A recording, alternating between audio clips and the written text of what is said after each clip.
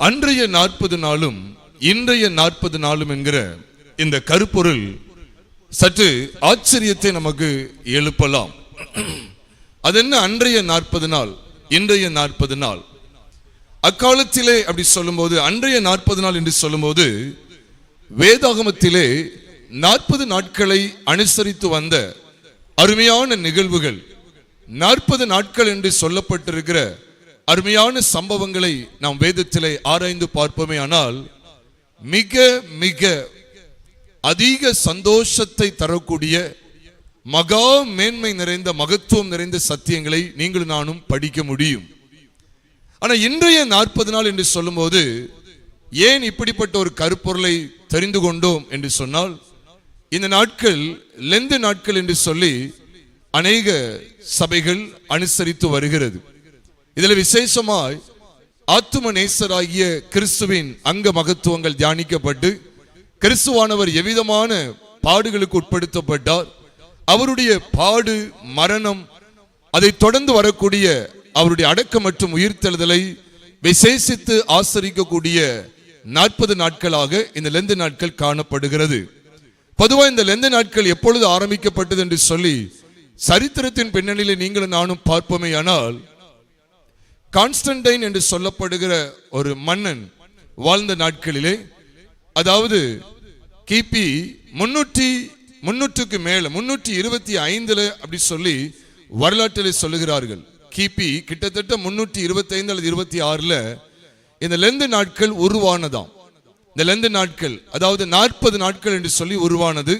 அதுதான் காலப்போக்கிலே கிபி 601வது வருஷம், அதாவது போப் கிரகோரி என்கிற போப் கிரகோரி ஃபர்ஸ்ட் அப்படின்னு சொல்லப்படுற முதலாம் போப் கிரகோரி என்கிற அந்த மனுஷனுடைய நாட்களிலே கிபி 601வது வருஷத்துல அந்த 40 நாளானது 46 நாட்கள் என்று சொல்லி கணக்கிடப்பட்டு இந்நாள் வரைக்கும் 46 நாட்களாக அது அனுசரிக்கப்பட்டு வருகிறது.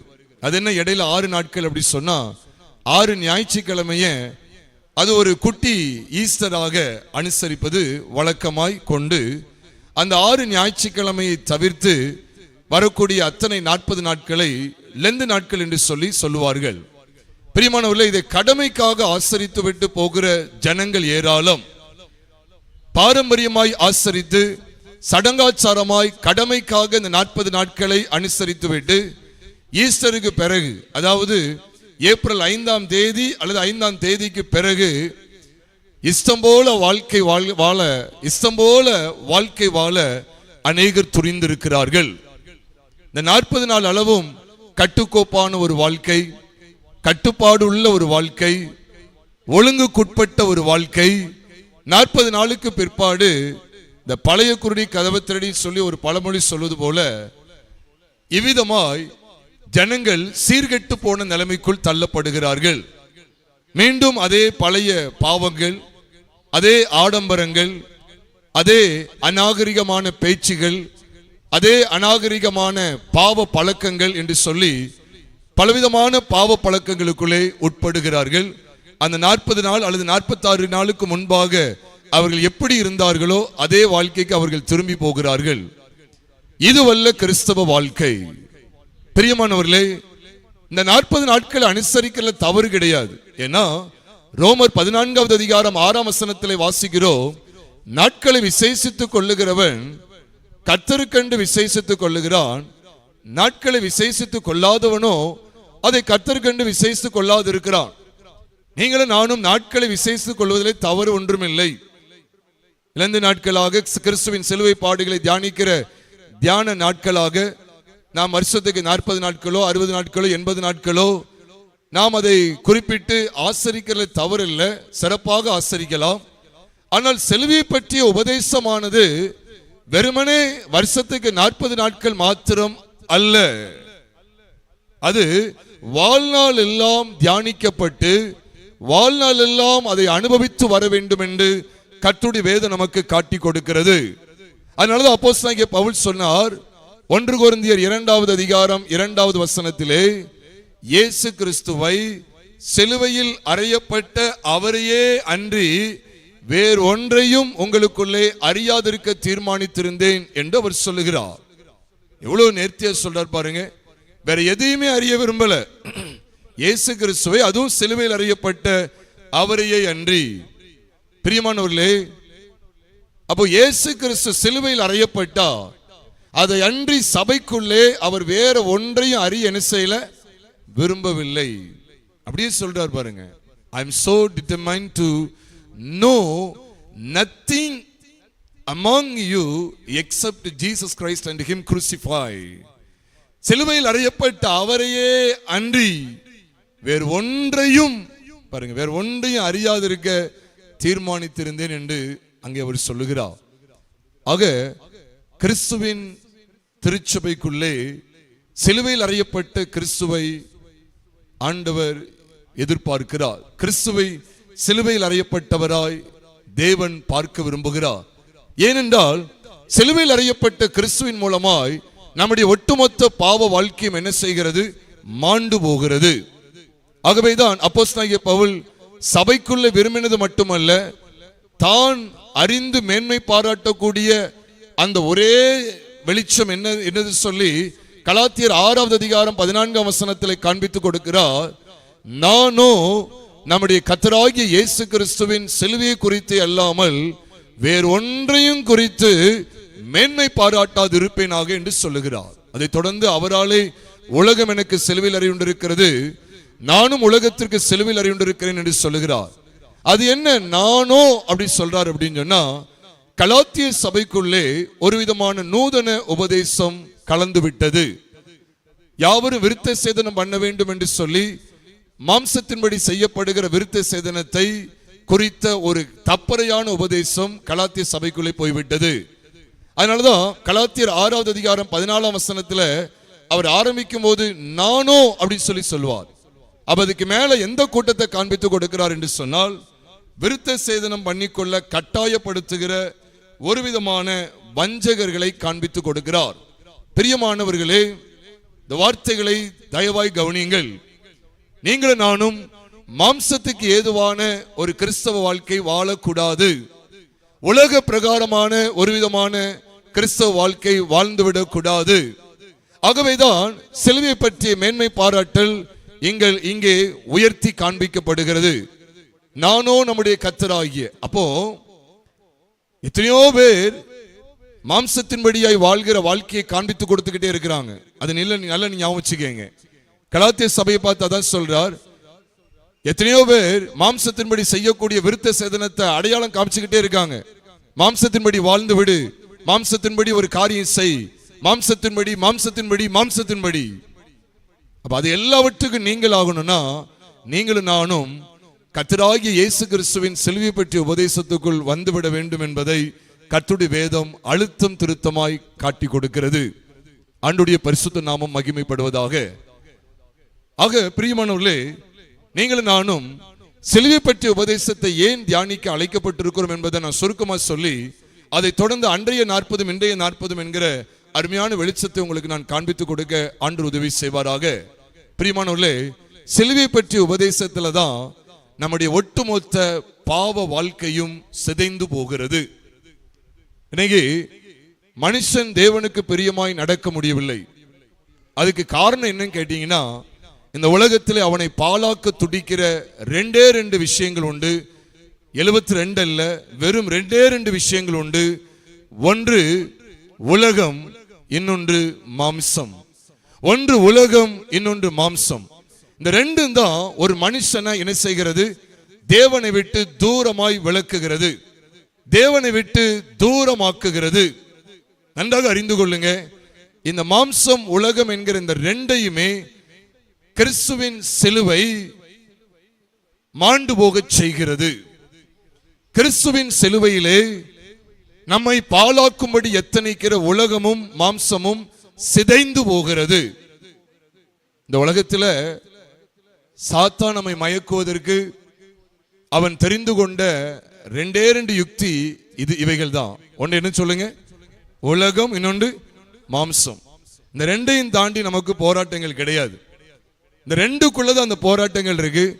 இந்த ரெண்டையுமே கிறிஸ்து இயேசு கல்வாரி சிலுவையிலே ஜெயித்தார்.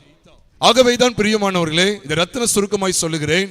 கலாத்தியர் 5வது அதிகாரம் 24வது வசனத்திலே கிறிஸ்துவின் உடையவர்கள் தங்கள் மாம்சத்தையும் அதன் ஆசை இச்சைகளையும் சிலுவையில் அறைந்திருக்கிறார்கள் என்று சொல்லும்போது, இங்கே தேவ பிள்ளைகள் கவனிக்க வேண்டிய ஒரு வெளியேறப்பெற்ற சத்தியம் உண்டு. நம்முடைய ஒட்டுமொத்த மாம்சீக இச்சைகளும் மாம்சீக கிரியைகளும், அதான் ஒட்டுமொத்த மாம்சத்தின் கிரியைகளும் எங்கே மாண்டு கிடக்கிறது? சத்தமா சொல்லுங்க, சிலுவையிலே. இந்த சிலுவை பற்றிய உபதேசம் ஏன் அவ்வளவு மகிமையானது, ஆசீர்வாதமானது என்று சொல்லி நாம் கண்ணோக்க வேண்டுமேயானால், நம்மை பாழாக்கும்படி நமக்குள்ளே போராடுகிற ஒட்டுமொத்த மாம்சமும் எங்கேதான் பூஜ்ய நிலைமைக்கு வருகிறது? சத்தமா சொல்லுங்க, சிலுவையிலே. இது இன்னொரு இடத்துல ரோமாபுரி சபைக்கு சொல்லும் போது, ரோமர் 6வது அதிகாரம் 6வது வசனத்தை நாம் கவனிப்போமேயானால், நாம் இனி பாவத்துக்கு ஊழியம் செய்யாதபடிக்குன்னு சொல்லி அங்க கம்ப்ளீட்டா ஒரு அரெஸ்ட் உண்டாகுது. நல்ல ஞாபகம் வச்சுக்கங்க, கம்ப்ளீட்டா இனி நான் பாவத்தை சேவிக்கவே மாட்டேன், பாவத்துக்கு ஊழியம் செய்யவே மாட்டேன் அப்படிங்கிறத எதை வைத்து அங்கு தீர்மானிக்கப்படுகிறது? இனி நாம் பாவத்துக்கு ஊழியம் செய்யாதபடிக்கு. இனி அப்படி சொன்னிட்டாலே எது வரைக்கும் தெரியுமா? கர்த்தருடைய வருகை வரைக்கும், நம்முடைய உயிர் இருக்கிற வரைக்கும். அதாவது அர்த்தம், இனி நாம் இனி பாவத்துக்கு ஊழியம் செய்யாதபடிக்கு அங்கு ஒரு சத்தியம் வெளிப்படுத்தப்பட்டிருக்கு. என்னதான்? மாம்சத்துக்குரிய, அதாவது நம்முடைய பாவ சரீரம் ஒளிந்து போகும் பொருட்டாக. அப்போ நமக்குள்ளே ஒரு பாவ சரீரம் இருக்கு, நம்ம மேல ஒரு பாவ சரீரம் இருக்கு. ஏன்னா இயல்பா நம்ம எல்லாருமே ஆதாமின் இரத்தத்தினாலே தோன்றப்பட்டவர்கள் தான். ஒரே இரத்தத்துல தான் நம்ம எல்லாருமே இந்த பூமியிலே பிறக்கிறோம். அதனாலதான் நமக்கு மறுபடியும் பிறக்கிற அனுபவத்தை கர்த்தராகிய இயேசு கிறிஸ்துவின் வெளியேறப்பெற்ற இரத்தத்தின் மூலமாய் கண்டுகொள்ளக்கூடிய ஸ்லாக்கியம் கிடைக்கிறது. பிரியமானவர்களே, நன்றாக அறிந்து கொள்ளுங்கள். அங்கு வேதம் சொல்லுகிறது, நம்முடைய பாவ சரீரம் ஒளிந்து போகும் பொருட்டாக. பாருங்க, பாவ சரீரமே ஒளிஞ்சு போயிட்டுன்னா பாவம் செய்யறதுக்கு ஏதாவது இருக்குமாங்க? ஒண்ணுமே கிடையாது. we have nothing அப்படின்னு சொல்லலாம். we have no device to commit any kind of sin. ஏன்னா இனி நம்முடைய வாழ்க்கையிலே நாம் பாவத்துக்கு ஊழியம் செய்யவே மாட்டோம் அப்படிங்கிற ஒரு பெரிய நிச்சயத்தை இந்த வேத வசனம் நமக்கு காட்டி கொடுக்கிறது. அழகா சொல்றார் பாருங்க, நாம் இனி பாவத்துக்கு ஊழியம் செய்யாதபடிக்கு நம்முடைய பாவ சரீரம் ஒளிந்து போகும் பொருட்டாக நம்முடைய பழைய மனுஷன் அவரோடு கூட சிலுவையில் அறையப்பட்டதென்று அறிந்திருக்கிறோம். எவ்வளவு அழகா இருக்கு. நமக்கு ஒரு அறிவை வேதம் காட்டி கொடுக்கிறது. We know that our old man is crucified with him, with Christ. கிறிஸ்துவோடு கூட நம்முடைய பழைய மனுஷன் என்ன செய்யப்பட்டுட்டான்? சிலுவையில் அறையப்பட்டு விட்டான். அப்படி அர்த்தம் என்ன தெரியுமா? சிலுவையில் அறையப்பட்டாச்சுன்னா என்ன தெரியுமா? அவன் செத்து போயிட்டான்னு அர்த்தம். எவ்வளவு பெரிய நிச்சயத்தை கிறிஸ்துவின் சிலுவை நமக்கு கற்றுக் கொடுக்கிறது. சிலுவை பற்றிய உபதேசம் வெறும் வருஷத்துக்கு 40 நாட்கள் மட்டும் வச்சிடாதீங்க. 40 நாட்கள் விசேஷமா ஆசரிங்க. ரொம்ப ஸ்தோத்திரம், கர்த்தருக்கு ஸ்தோத்திரம், ரொம்ப சந்தோஷம்.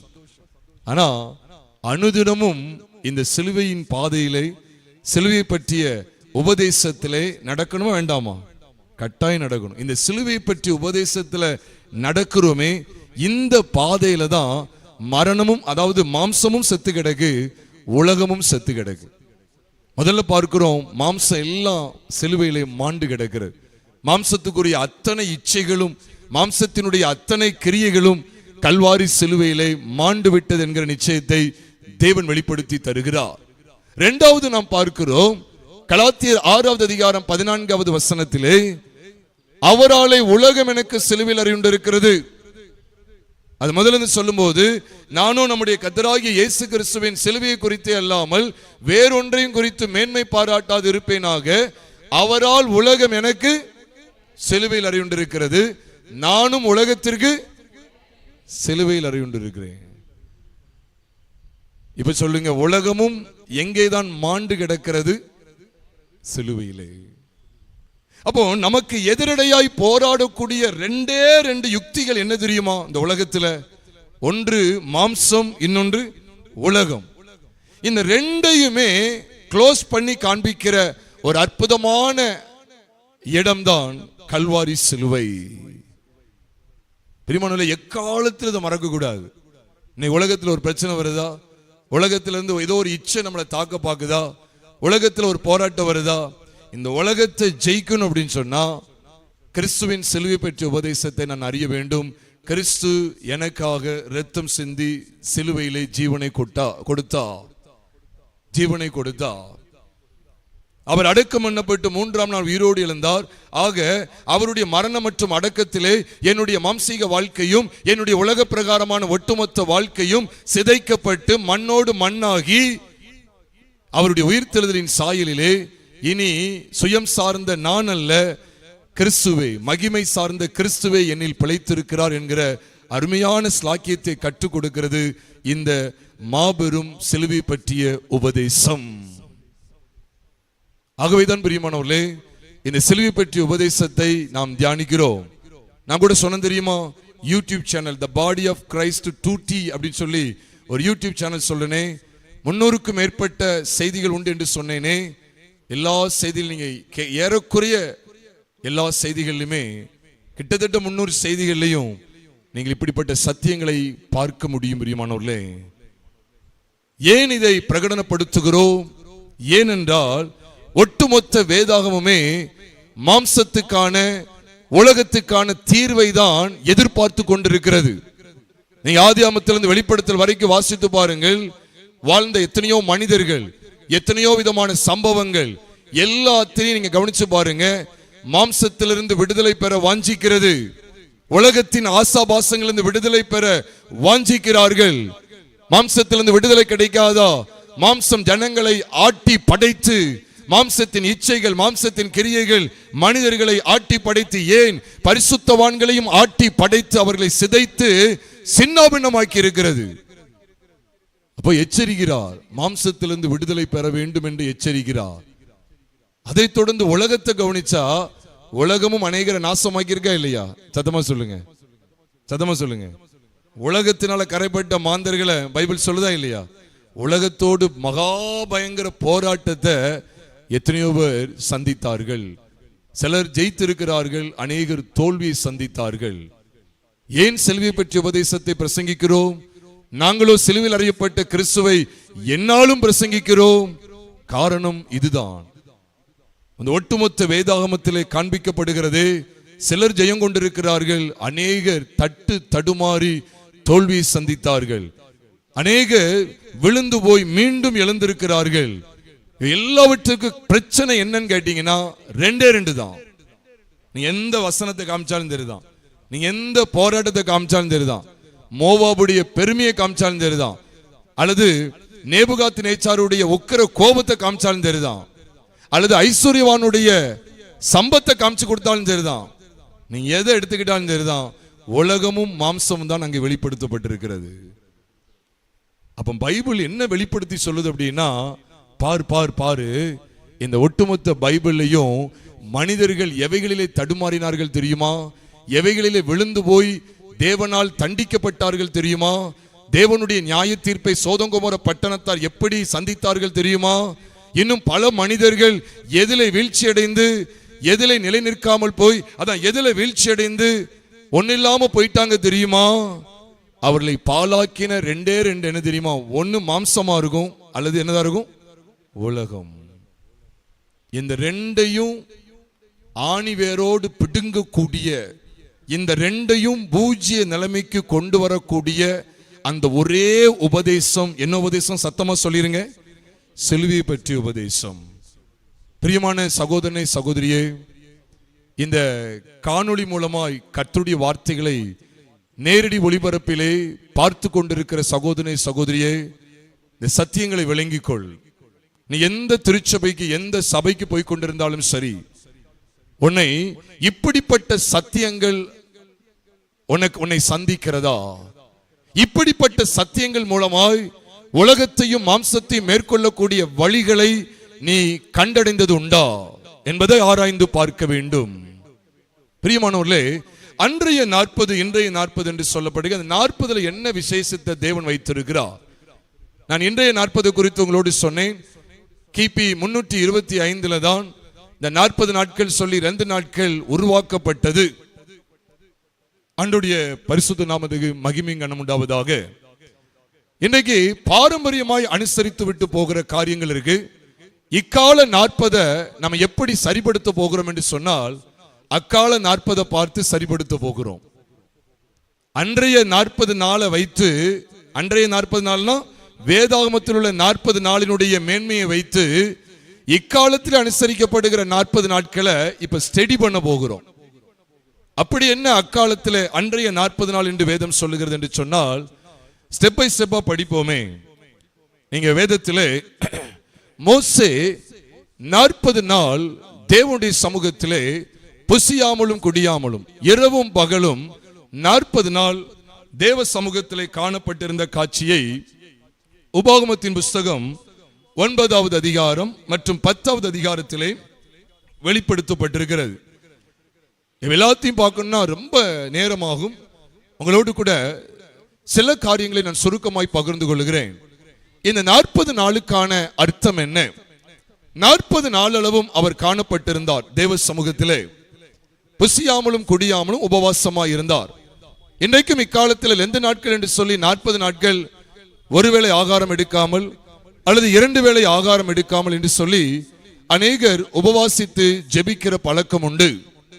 ஆனால் இந்த 40 நாள் முடிந்ததுக்கு பிற்பாடு கண்டதே காட்சி கொண்டதே கோலம் என்று சொல்லி தங்களுடைய பழைய வாழ்க்கைக்கே திரும்பி விடுகிறார்கள். இது கிறிஸ்தவத்தினுடைய பேர் ஆபத்தான பயங்கரமான அவல நிலை.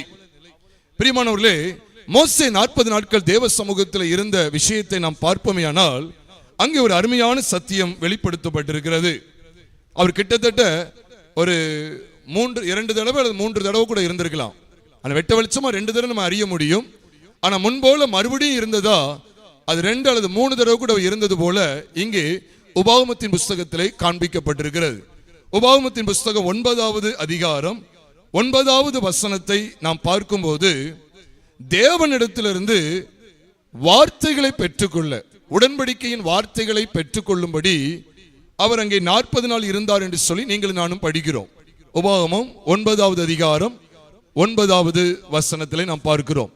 கர்த்தர் உங்களோட பண்ணின உடன்படிக்கை பலகைகளாகிய கற்பலகைகளை பெற்றுக் கொள்ளும்படி அப்படி சொல்லி அங்கே சொல்லுகிறார். 11ஆம் வசனத்தை வாசிங்க. 11வது வசனம். ஆம்.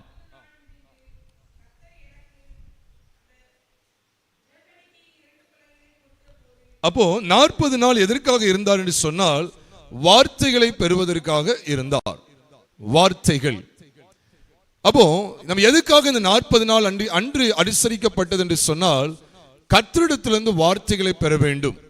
ஆதியிலே வார்த்தை இருந்தது, அந்த வார்த்தை தேவனிடத்தில் இருந்தது, அந்த வார்த்தை தேவனாய் இருந்தது. அந்த வார்த்தையை தேவன் எப்படி பிரசன்ட் பண்றார் அப்படி சொன்னா, ஆதி நாட்கள்ல அதான் எபிரேயர் 1வது அதிகாரம் 1ஆம் வசனத்தை நாம் நன்கு அறிவோம். பூர்வ காலத்திலே பங்கு பங்காகவும் வகை வகையாகவும் தம் தீர்க்கதரிசிகள் மூலமாய் திருவலம் பற்றின பிதாக்களுக்கு திருவலம் பற்றின தேவன் இந்த கடைசி காலத்திலே குமாரன் மூலமாய் திருவலம் பற்றினார் என்று வேதத்திலே எழுதப்பட்டிருக்கிறது. ஆக நாம் அறிந்து கொள்ள வேண்டிய விசேஷம் என்னவென்றால், தீர்க்கதரிசிகள் மூலமாய் திருவலம் பற்றினவர். அது ஒரு காலம்.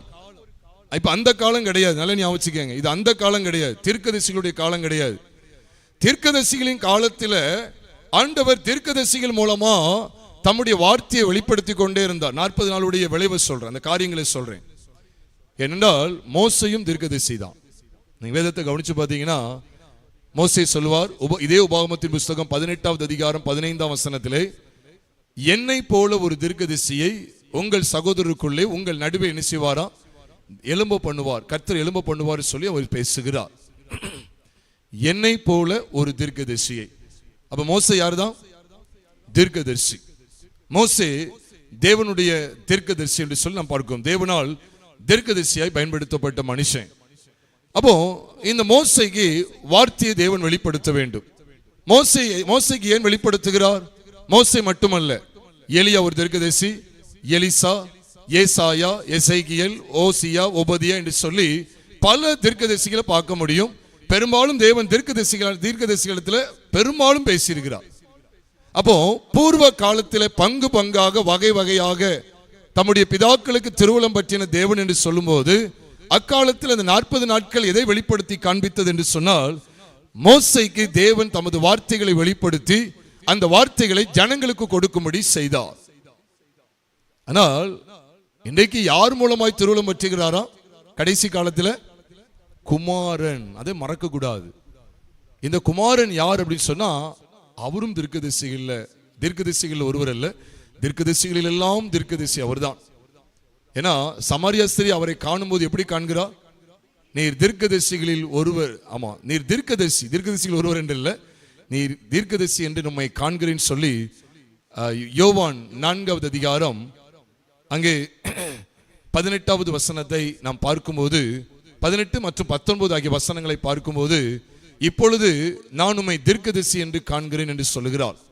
அப்போ எப்பொழுது அவள் கண்டார் அப்படி சொன்னா, அவிடத்திலிருந்து தேவனுடைய வார்த்தைகள் வெளிப்பட்டது. உனக்கு 5 பேர் இருந்தார், 5 புருஷன் இருந்தார்கள். இப்பொழுது உனக்கு இருக்கிறவனோ உனக்கு புருஷன் அல்ல அப்படி சொல்லி ஆண்டவர் அவளுடைய அந்தரங்க வாழ்க்கையை வெளிப்படுத்தி காண்பித்தார். அதை தொடர்ந்துதான் அவள் அறிந்து கொண்டால், நீர் தீர்க்கதரிசி என்று காண்கிறேன். பிரியமானவர்களே, அப்போ கிறிஸ்துவானவர் மூலமாய் இந்த உலகத்திலே தேவன் திருவுளம் பற்றினார். அப்போ அக்காலத்தில் தீர்க்கதரிசிகள் மூலமாய் திருவுளம் பற்றின தேவன் கடைசி காலத்திலே குமாரன் மூலமாய் திருவுளம் பற்றினாராம். அப்ப இந்த குமாரன் யார் அப்படி சொன்னா, இவர் எப்படி வெளிப்பட்டார் தெரியுமா? ஏதோ வார்த்தையை கொடுக்கிறவராய் மாத்திரமல்ல, அந்த வார்த்தை மாம்சமாகி என்று வேதத்தில் வாசிக்கிறோம். தீர்க்கதரிசிகள் எல்லாரும் என்ன செய்வாங்க தெரியுமா? அங்கிருந்து வார்த்தையை பெற்று ஜனங்களுக்கு கொடுப்பாங்க.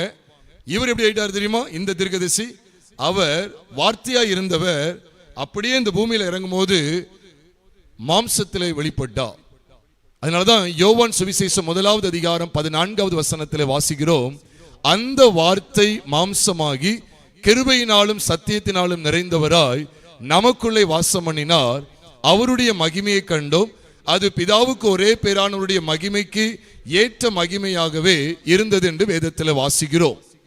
ஆக பிரியமானவர்களே, குமாரன் இந்த பூமிக்கு எப்படி கொடுக்கப்பட்டார் என்று சொன்னால், அவர் மாம்சத்திலே வெளிப்பட்டார். அந்த வார்த்தை மாம்சமாகி. ஆக நாம் இந்த இடத்துல படிக்கும் போது எவ்விதமாய் படிக்க வேண்டியது இருக்கு சொன்னா, உண்மையாவே அக்காலத்தில் தீர்க்கதரிசி ஆகிய இந்த மோசே 40 நாள் எதுக்காக காத்திருந்தான்னு சொன்னா, கிறிஸ்துவுக்காக தான் காத்திருந்தார். அதுதான் உண்மை. ஏன்னா தேவ வார்த்தை யாரு? கற்பனைகளை எழுதப்பட்ட அந்த வார்த்தையானவர் யார்? இயேசு கிறிஸ்து. அப்ப 40 நாளுடைய பிரயாசமும் எதற்காக அப்படின்னு சொன்னா, மாம்சத்தில் வெளிப்படவிருந்த தேவ வார்த்தையானவரை பெற்றுக் கொள்வதற்காக. சத்தியத்தை நான் கேட்கும் போது கொஞ்சம் கருகளா இருக்கலாம், ஏன்னா ஆழமா இருக்கு, கொஞ்சம் விளங்கலன்னு நினைக்க கூடாது. தயவு செய்து இது விளங்கிக்கங்க, தயவு செய்து விளங்கிக்கங்க. வார்த்தையை விட்டு வெளியே எங்கேயும் போக போறது இல்லை. எந்த சொந்த கதை சோக கதை எதுக்கும் இங்க இடமே கிடையாது. அப்போ மோசே 40 நாள் காத்திருந்த அந்த அனுபவமானது எதற்காக கேட்டா, மாம்சத்தில் வெளிப்பட இருந்த தேவகுமாரனாகிய வார்த்தையானவர் அவருக்காக தான் காத்திருந்தார். இன்னைக்கு நம்முடைய 40 நாட்களை நம்ம சோதிச்சு பார்க்க வேண்டியது இருக்கு. இந்த 40 நாட்கள் எதுக்காக? நிறைய பேருக்கு எப்படி ஆயிடுது தெரியுமா? It's a 40-day drama. Most of the so-called Christians practice it as a 40-day drama. அப்படிதான் சொல்ல வேண்டியது இருக்கு. 40 நாள் நாடகம் ஆயிடுச்சு. அதல்ல பிரியமானவர்களே, அந்த வார்த்தை மாம்சமாகி என்று பார்க்கிறோமே, கிறிஸ்துவானவரை குறித்த வெளிப்பாடு. அது சிலுவை பற்றி உபதேசத்தை குறித்த வெளிப்பாட்டை அன்றைக்கே மோசே என்கிற தீர்க்கதரிசி 40 நாள் அளவும் காத்திருந்து தேவனிடத்திலிருந்து பெற்றுக்கொண்டு இறங்கி வந்தார். மீண்டும் சொல்றேன், மோசையுடைய காலம் மட்டும் நினைச்சிடாதீங்க, ஆதியிலே வார்த்தை இருந்ததுதான் பைபிள் இருக்கு. மோசே என்ன மோசைக்கெல்லாம் எத்தனையோ ஆண்டுகளுக்கு முன்பாகவே கிறிஸ்துவானவர் வெளிப்பட்டு இருந்தார். ஆதியிலே வார்த்தை இருந்தது, அந்த வார்த்தை தேவனிடத்தில் இருந்தது, அந்த வார்த்தை தேவனாய் இருந்தது. அப்ப மாம்சத்தில் வெளிப்பட போகிற அந்த வார்த்தையானவரை யார் சீனாய் மலையில பெற்றுக்கொண்டா? மோசே. அதனாலதான் அங்க ஒரு வார்த்தை எழுதப்பட்டிருக்கும், ஜீவ வாக்கியங்களை பெற்ற மோசே இவன் தான் அப்படின்னு சொல்லி ஸ்தேவானுக்கு ஆண்டவர் வெளிப்படுத்துகிறார். அப்போஸ்தலர் 7வது அதிகாரம் 38வது வசனத்துல நீங்களும் நானும் பார்க்கிறோம். ஜீவ வாக்கியங்களை பெற்றவன் இவன் தானே சொல்லி, ஜீவ வாக்கியங்களை பெற்றவன் இவனே சொல்லி, அது என்ன வாக்கியங்கள் சொல்லி சொல்றாரு? சத்தமா சொல்லுங்க. ஜீவ வாக்கியங்கள். ஜீவன் உண்டு, குமாரனை உடையவன் ஜீவனை உடையவன். மறக்க கூடாது. 1 யோவான் 5வது அதிகாரம் 12ஆம் வசனம் சொல்லுகிறது, குமாரனை உடையவன் ஜீவனை உடையவன், தேவனுடைய குமாரன் இல்லாதவன் ஜீவன் இல்லாதவன். அப்ப ஜீவ தண்ணீர், ஜீவ தண்ணீரை குறித்து பார்க்கிறோம், ஜீவ அப்பத்தை குறித்து பார்க்கிறோம். இதெல்லாம் யாரை வெளிப்படுத்துகிறது? ஆமா, இயேசு கிறிஸ்து. அங்கே அப்போஸ்தலர்களை பொதுவான சிறைச்சாலையிலே பிடித்து அடைத்து விட்டார்கள். அப்போஸ்தலர் நாட்கள் நமக்கு எல்லாருக்கும் தெரியும். அங்கே தூதன் அவங்க எல்லாத்தையும் விடுதலை ஆக்கினதுக்கு பிறகு இவங்க போய் எந்த வார்த்தைகளை அறிவிக்கும்படி கட்டளை பெற்றாங்க? ஜீவ வார்த்தைகளை அறிவிக்கும்படி கட்டளை பெற்றாங்க. பிரியமானவர்களே, ஜீவன் உள்ள அந்த ஜீவ வாக்கியங்களை பெற்ற மோசே இன்னைக்கும் இந்த 40 நாட்களை நம்ம எப்படி பிரயோஜனப்படுத்தணும் தெரியுமா? பிரியமானவர்களே, மாம்சத்தில் வெளிப்பட்ட கிறிஸ்துவை அனுபவிக்கிறவர்களாய் காணப்பட வேண்டும். ஏதோ இயேசு இப்படிப்பட்டவர் அப்படிப்பட்டவர், அப்படி சிலுவையில் அறைந்தாங்க, இப்படி பாடுபட்டார்னு சொல்லி சாதாரணமா தியரியா படித்து விடாம அவருடைய பாடு மரணத்துல பாருங்க, அந்த வார்த்தை மாம்சமாகினா அப்ப அந்த மாம்சமாகி மாம்சத்தை பிதாவானவர் நொறுக்குகிறார். நம்ம எல்லாருக்கும் தெரியும், ஏசாயா 53வது அதிகாரம் 10ஆம் வசனத்துல அவரோ கர்த்தரோ அவரை நொறுக்க சித்தமாகி அப்படின்னு பைபிள்ல வாசிக்கிறோம். நொறுக்க சித்தமாகி அவர் நொறுக்கப்பட, அவர் மாம்சம் நொறுக்கப்படுறது அப்படின்னு சொன்னா அதுல யார் நொறுக்கப்படுறா தெரியுமா? நம்முடைய பழைய மனுஷன், நம்முடைய பழைய வாழ்க்கை நொறுக்கப்படுகிறது. பிரியமானவர்களே, நம்முடைய ஒட்டுமொத்த பாவ வாழ்க்கை என்ன செய்யப்படுகிறது? நொறுக்கப்படுகிறது. பிரியமானவர்களே, இந்த வெளியேறப்பட்ட சத்தியங்களை நீங்களும் நானும் இந்த 40 நாள் அப்படிங்கிற இந்த அனுபவத்தில் கற்றுக்கொள்ள வேண்டும், அனுபவிக்க வேண்டும். அது மாத்திரம் இல்ல, இந்த மோசே இன்னொரு 40 நாள் போயிட்டு வர்றாரு. இந்த 40 நாள் எதற்கு அடையாளமா இருக்குங்கிறத நீங்க படிக்கணும். இப்ப நம்ம வாசிக்க கேட்கலாம். உபாகமம் 9வது அதிகாரம் 25வது வசனத்தை நான் உங்களுக்காக கூட வாசிக்கிறேன். உபாகமம் 9:25, கர்த்தர் உங்களை அழிப்பேன் என்று சொன்னபடியினால் நான் முன்போல, பாருங்க நல்ல கவனிங்க, நான் முன்போல் கர்த்தரின் சமூகத்தில் இரவும் பகலும் 40 நாள் விழுந்து கிடந்தேன். அப்பொழுது நான் கர்த்தரை நோக்கி பண்ணின விண்ணப்பமாவது. இப்ப எதுக்காக முன்போல 40 நாள் ஏன் போறாரு? சத்தமா சொல்லுங்க. கர்த்தர் உங்களை அழிப்பேன் என்று சொன்னபடியினால் இப்ப அடுத்த ஒரு 40 நாளை நான் ஆயத்தப்படுத்த வேண்டியது இருந்தது. எவ்வளவு பெரிய மகத்துவம் பாருங்க. எதுக்காக அழிப்பேன் அவர் சொல்லிட்டாரு? பாவத்தினுடைய விளைவு, பாவத்தின் சம்பளம் மரணம் என்று நம்ம வேதத்தில் வாசிக்கிறோம். இஸ்ரவேல் ஜனங்கள் தேவனுக்கு கோபம் ஊட்டினாங்க. நீங்க பாக்குறீங்களா? இதே உபாகமம் 10வது அதிகாரம் 10ஆம் வசனத்துக்கு வாங்கலாம், உங்களுக்கு மறக்க கூடாது. 10:10 வாசிங்க. நான் முந்தின பிரகாரமாகவே 40 நாள் இரவும் பகலும் கர்த்தர் அந்த முறையும் என் மன்றாட்டை கேட்டு உன்னை அழிக்காமல் என்ன செஞ்சாரு? விட்டார் அப்படின்னு சொல்லி சொல்லப்பட்டிருக்கு.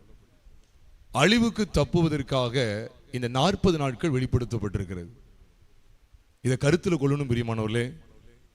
உங்களுடைய என்னுடைய ஒட்டுமொத்த பாவங்களும் நம்மளை எதுக்குள்ள தள்ளுவதற்கு ஏதுவா இருந்தது என்றால் மரணத்திற்குள் தள்ளுவதற்கு ஏதுவா இருந்தது. 40 நாள் என்று நம்ம கவனிக்கிறோமே. இப்ப என்ன 40 நாள் இந்த மோசைக்கு தேவையா இருக்கிறது? சத்தமா சொல்லுங்க. எதுக்காக? ஜனங்களை எதிலிருந்து காப்பாற்றுறதுக்கு? அழிவிலிருந்து காப்பாற்றுவதற்கு. அது என்ன, எதுக்கு அழிவு அப்படின்னு சொன்னா, அங்கே ஜனங்களுடைய மீறுதல்கள் பெருகிவிட்டது. ஜனங்கள் மரணத்துக்கு ஏதுவான பாவம் செய்தார்கள். ஏன்னா தேவன் அவர்களை மரணத்துக்கு ஒப்பு கொடுக்கிற அளவுக்கு, தேவன் அவர்களை அழித்து போடுற அளவுக்கு அங்கு ஏதோ நடந்திருக்கிறது. அது என்னவென்றால் பாவம். பாவத்தினுடைய விளைவை நாம் ரோமர் 6வது அதிகாரம் 23ஆம் வசனத்தில் வாசிக்கும் போது பாவத்தின் சம்பளம் மரணம் என்று அங்கு எழுதப்பட்டிருக்கிறது. ஆனால் அதை தொடர்ந்து கவனிப்பீர்கள் என்றால் தேவனுடைய கிருபை வரமோ நம்முடைய கர்த்தராகிய இயேசு கிறிஸ்துவினால் உண்டான நித்திய ஜீவன். இப்ப 2வது 40 பார்க்கிறோம். மோசே அனுபவித்த அந்த 2வது 40 பார்க்கும்போது அங்கு வெளிப்படுத்தப்பட்ட அருமையான சத்தியம் என்ன தெரியுமா? கர்த்தர் உங்களை அழிப்பேன் என்று சொன்னதுனால இப்ப நான் இரவும் போகல 40 நாள் அங்க போறேன்னு சொன்னா, முதல்ல நம்ம கவனிச்சோம் ஜீவ வார்த்தைகளை பெறுவதற்காக, ஜீவ வாக்கியங்களை பெறுவதற்காக மோசேக்கு 40 நாட்கள் அவசியமா இருந்தது. 2வது நம்ம இங்க கவனிக்கிறோம், மோசேக்கு எதுக்கு இப்ப இங்க 40 நாட்கள் சொன்னா, ஜனங்களை அழிவுக்கு தப்ப வேண்டுவதற்கு, அழிவுக்கு தப்பும்படிக்கு. அப்ப எது அழிவை ஏற்படுத்துகிறதா இருந்தது? பாவம். நம்ம எல்லாருக்கும் தெரியும், ரோமர் 5வது அதிகாரத்திலே பாவம் பிரவேசித்த விதத்தை குறித்து பேசுவார். ரோமர் 5வது அதிகாரம் 12ஆம் வசனத்திலிருந்து தொடர்ந்து 20ஆம் வசனம் வரைக்கும் நாம் பார்க்கும்போது பாவத்தினால என்னெல்லாம் ஏற்படுதுங்கிறத காண்பித்து கொடுப்பார். அதான் 12ஆம் வசனத்துல போட்டிருக்கு. ஒரே மனுஷனுடைய பாவத்தினால, பாவம் மட்டும் இல்ல, பாவத்தினால எதுவும் உலகத்தில் பிரவேசித்தது என்று எழுதப்பட்டிருக்கிறது, மரணம் பிரவேசித்தது. பிரியமானவர்களே, 40 அப்படிங்கிற கணக்குக்கு வரும்போது தேவன் ஒரு விலையேறப்பட்ட சத்தியத்தை வெளிப்படுத்தி வைத்திருக்கிறார். அது என்ன? பாவத்தினின்று ஜனங்கள் விடுவிக்கப்பட்டு அழிவுக்கு தப்ப வேண்டும், அழிவுக்கு தப்ப வேண்டும்.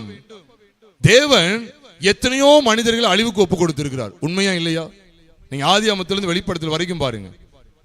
புது உடன்படிக்கை சபையிலையும் அழிவுக்கு ஒப்பு கொடுத்திருக்கிறார். அனனியா சப்பீரால் எப்படி செத்து போனாங்க? எதனால? ஆமா, காணிக்கையினால கிடையாது. காணிக்கை கொடுக்கவும் செய்யலாம், அவங்க எவ்வளவும் கொடுக்கலாம்.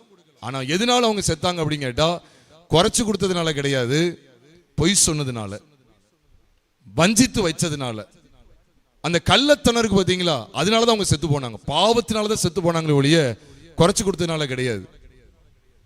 அதெல்லாம் ரொம்ப கவனமா கவனிக்க வேண்டியது இருக்குது. ஏன்னா எல்லாரும் கட்டளை கொடுத்தாங்களா? எல்லாத்தையும் வித்து எல்லாரும் கொடுக்கணும்னு சொல்லி கட்டளை கொடுத்தாங்களா? போதனை இருந்துச்சா? ஒரு உபதேசம் கிடையாது. அவங்கவுங்களா தேவனுக்கு கண்டு மனப்பூர்வமா எல்லாத்தையும் வித்து எல்லாத்தையும் ஒன்னா வச்சு அனுபவிச்சாங்க. ஆனா கள்ளத்தனம், பொய், 2 பேரும் ஒருமனப்படுறாங்க. பொய் சொல்றதுக்கு, பரிசுத்த ஆவியை சோதிக்கிறதுக்கு அவங்க எல்லாரும் ஒருமனப்பட்டாங்க. அந்த இடத்துல ஆண்டவர் மரணத்தை கட்டளையிட்டார். இப்போ பைபிள் சொல்லுது, மோசே அந்த 40 நாட்கள் தேவ சமூகத்தில் இருந்ததனுடைய காரியம் என்ன பார்த்தீங்களா? அழிவுக்கு தப்ப வேண்டும் என்பதற்காக. அப்ப 40 ஆண்டு விசேஷமா எதுக்காக காண்பிக்கிறார் தெரியுதா பிரியமானவர்களே? குமாரனை வெளிப்படுத்துவதற்காக தான். குமாரனாகிய கிறிஸ்து இந்த பூமியில வெளிப்படலன்னு சொன்னா நீங்களும் நானும் அழிவுக்கு எத்தனமானவர்கள். ஏன்னா வேதத்துல வாசிக்கிறோம், நீங்க வேதத்துல பாத்தீங்கன்னா இங்கே விதமாய் சொல்லப்பட்டிருக்கு, ஒரே மனுஷனுடைய கீழ்ப்படியாமையினாலே அநேகர் பாவிகளாக்கப்பட்டது போல ஒரு மனுஷனுடைய கீழ்ப்படிதலினாலே அநேகர் நீதிமான்களாக்கப்படுவார்கள் சொல்லி ரோமர் 5:19ஆம் வசனத்துல வாசிக்கிறோம். பிரியமானவர்களே, 1 தெசலோனிக்கர் 5:9 சொல்லுகிறது, தேவன் நம்மை கோபாக்கினைக்கென்று நியமிக்காமல் நம்முடைய கர்த்தராகிய இயேசு கிறிஸ்துவின் மூலமாய் ரட்சிப்படைவதற்கென்று நியமித்தாராம். அப்ப கோபாக்கினைக்கு தப்புவதற்கு யாரதான் ஆண்டவர் நியமிச்சிருக்கிறார்? அதுதான் அந்த 40 நாள்ல மோசேக்கு ஆண்டவர் முன்னிழலாய் வெளிப்படுத்தி விட்டார். அவர் 40 நாள் அங்க போயிட்டு வந்தனுடைய நோக்கமே என்ன?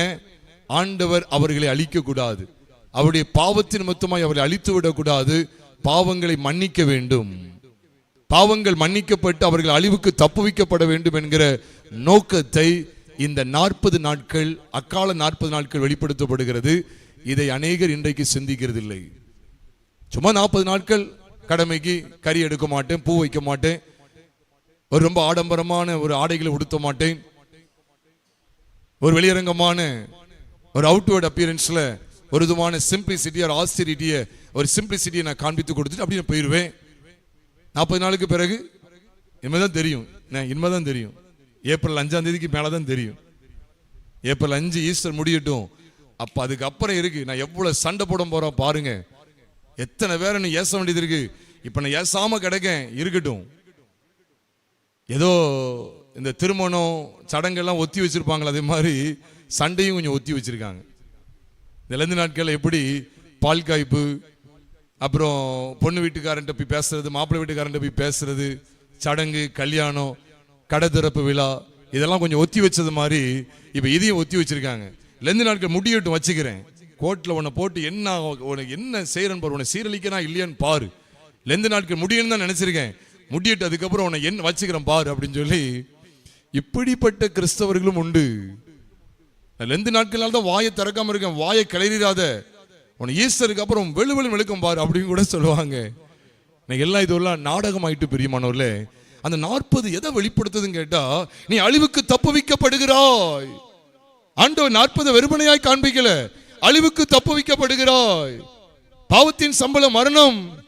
அப்ப மோசேக்கு ஆண்டவர் வெளிப்பாடு தர்றார், 40 நாட்கள் அங்கே போக வேண்டும், தேவ சமூகத்துக்கு போக வேண்டும். எதற்காக? ஜனங்களுடைய பாவத்தின் நிமித்தமாய் அவர்களுக்கு அழிவு சம்பவிக்க ஏதுவாய் இருக்கிறது, அழிவு சம்பவிக்க ஏதுவாய் இருக்கிறது. அந்த அழிவுக்கு தப்ப வேண்டும்படியாய் வேதம் எப்படிப்பட்ட வெளிச்சத்தை நமக்கு காண்பிக்கிறது என்றால், ஆண்டவருடைய சமூகத்தில் நின்ற மோசே, ஆண்டவருடைய சமூகத்தில் நின்ற மோசே. பிரியமான தேவனுடைய பிள்ளைகளே, ஒரு இடத்துல விதமாய் வேதம் சொல்லுகிறோம், எல்லாருக்கும் தெரிந்த வசனம் தான். ரோமர் 5வது அதிகாரம் 9ஆம் வசனத்தை நீங்கள் கவனித்து பாருங்கள். இப்படி நாம் அவருடைய இரத்தத்தினாலே நீதிமான்கள் ஆக்கப்பட்டிருக்க, கோபாக்கினைக்கு நீங்களாக அவராலே நாம் ரட்சிக்கப்படுவது அதிக. புரியுதா? அப்ப மோசே அங்கே 40 நாட்கள் மூலமா எதை அனுபவிச்சுக்கிட்டார் தெரியுமா? ஒரே ஒரு பர்பஸ் தான். இந்த பக்கமா வச்சுக்கோங்க, எனக்கு இந்த எப்படி வச்சுக்கோங்க, ஒரே ஒரு பர்பஸ் தான். கவனிக்கீங்களா? ஒரே ஒரு பர்பஸ் தான். அந்த 40 நாளுடைய நோக்கம் என்ன? 40 நாளுடைய அந்த விசேஷம் என்ன? ஜனங்கள் பாவத்தின் சம்பளமாகிய மரணத்துக்கு தப்புவிக்கப்படணும். ரோமர் அதான் எழுதுறாரு. ரோமர் 5:9 அழகா சொல்லப்பட்டிருக்கு, இப்படி நாம் அவருடைய இரத்தத்தினாலே நீதிமான்கள் ஆக்கப்பட்டிருக்க, கோபாக்கினைக்கு நீங்களாக அவராலே நாம் ரட்சிக்கப்படுவது அதிக நிச்சயமாமே. எதுக்கு நீங்களாக? கோபாக்கினைக்கு நீங்களாக. இதே கான்செப்ட் தான் அங்கே மோசேயுடைய காலத்துல பார்க்கிறோம். கோபாக்கினைக்கு நீங்களாகிறதுக்கு தான் யார் எங்க போறா? மோசே மலைக்கு போகிறார். அந்த 40 நாள ஆண்டவர் விலையேறப்பெற்ற 40ல விலையேறப்பெற்ற சத்தியத்தை வெளிப்படுத்துற என்ன தெரியுமா? பாவத்தின் சம்பளமாகிய மரணத்துக்கு நீங்களும் நானும் தப்பும்படிக்கு. சரி, அப்ப அங்க காண்பிக்கப்பட்ட அந்த 40 விசேஷத்தை புதிய ஏற்பாட்டுக்கு கொண்டு வரும்போது அது யாருக்கு முன்னிழலா இருக்கு? சத்தமா சொல்லுங்க. இயேசு கிறிஸ்துவுக்கு முன்னிழல். அங்கே 40 நாள் பாடுபட்டதனுடைய நோக்கம் என்ன? 40 நாள் இரவும் பகலும் புசியாமலும் குடியாமலும் முன் இருந்தது போல இருக்கக்கூடிய நோக்கம் என்ன? ஜனங்கள் மரணத்துக்கு தப்பு வைக்கப்பட வேண்டும், ஜனங்கள் பாவத்தினின்று விடுவிக்கப்பட வேண்டும். எவ்வளவு பெரிய நோக்கம் பார்த்தீங்களா? ஆண்டவர் 40ல குமாரனையே வெளிப்படுத்திக்கிட்டு இருக்கார். முதல் 40ல ஜீவ வாக்கியமாய் குமாரன் வெளிப்பட்டதை வெளிப்படுத்துகிறார். 2வது 40லே பாவத்தை நிவர்த்தி செய்கிற கிருபாதார பலியாய் அவர் வெளிப்பட்டார். மோசே 40 நாள் அங்க போய் இருந்து என்ன செஞ்சார் நினைக்கீங்க? ஒன்னே ஒண்ணுதான், வேற நிறைய 72 எழுதல, ஒன்னே ஒண்ணுதான் எழுதியிருக்கு. ஜனங்களுடைய அத்தனை பாவங்களையும் அவர் நிவர்த்தி ஆகணும், அப்பதான் அவங்க அழிவுக்கு தப்புவாங்கன்னு சொல்லி அந்த ஒரே பர்பஸுக்காக தான் 40 நாட்கள் அங்கே காண்பிக்கப்பட்டது. அப்ப அதே 40 நாளுடைய அந்த வெளிச்சத்தை, அந்த சத்தியத்தை புதிய ஏற்பாட்டு சத்தியங்களுக்குள்ள கொண்டு வரும்போது மகா மேன்மையான வெளிப்பாட்டை நமக்கு காண்பிக்கிறது. 1 யோவான் 2வது அதிகாரம் 2ஆம் வசனத்திலே நம்முடைய பாவங்களை நிவர்த்தி செய்கிற கிருபாதார பலி அவரே. மோசே அதுக்காக தான் போறார். ஐயா, பாவங்களை மன்னிச்சிருங்க, ஜனங்களுடைய தப்பிதங்களை மன்னிங்க மன்னிங்க மன்னிங்க. பாவங்கள் மன்னிக்கப்படலை அப்படின்னா மரண நிச்சயம், அழிவு நிச்சயம், கோபாக்கினை நிச்சயம். நீங்கள் நானும் கோபாக்கினின் பிள்ளைகளாய் வாழ்ந்து வந்தோம். அந்த 40 எதுக்கு அடையாளமா இருக்கிறது என்றால், உங்களை என்னையும் கோபாக்கினை நின்று விடுதலை ஆக்குவதற்காக மோசேயை போல நமக்காக மத்தியஸ்தர் ஒருவர் நமக்காக பரிந்து பேசினா. மோசே கிறிஸ்துவுக்கு ஒரு முன்னிழலா இருக்கிறார் தெரியுமா உங்களுக்கு? நீங்க கலாத்தியர் புஸ்தகத்துக்கு வாங்க.